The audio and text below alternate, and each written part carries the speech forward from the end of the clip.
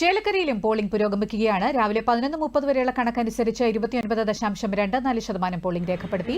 Polling കൂടിയാൽ ഇടതുമുന്നണിക്ക് അനുകൂലമാകുമെന്ന് MP K Radhakrishnan പറഞ്ഞു.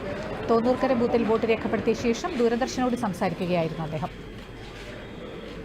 പൊതുവെ ഇടതുപക്ഷ ജനാധിപത്യ മുന്നണിയുടെ പ്രവർത്തനങ്ങൾ നല്ല ചിട്ടപ്പെടുത്തിയ പ്രവർത്തനം നടത്തി. 177 ബൂത്തുകളിലും 3 ആക്സിലറി ബൂത്തുകളിലും നല്ല രീതിയിലുള്ള പ്രവർത്തനം നടത്തി.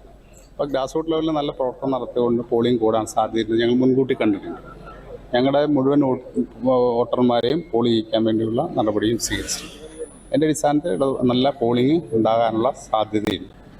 അപ്പോൾ പോളിംഗ് കൂടുന്നതിനനുസരിച്ച് എല്ലാ കള്ളപ്രചാരണങ്ങളെയും മറികടന്ന് ജനങ്ങൾ ഇടതുപക്ഷത്തിന് അനുകൂലമായി വിധിയെഴുതുമെന്നും കെ രാധാകൃഷ്ണൻ പറഞ്ഞു.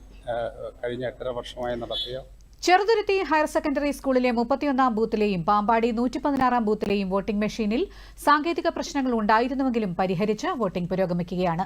ചേലക്കരയിലെ NDA സ്ഥാനാർത്ഥി കെ ബാലകൃഷ്ണൻ തിരുവല്ലോമല പാമ്പാടി സ്കൂളിൽ വോട്ട് രേഖപ്പെടുത്തി.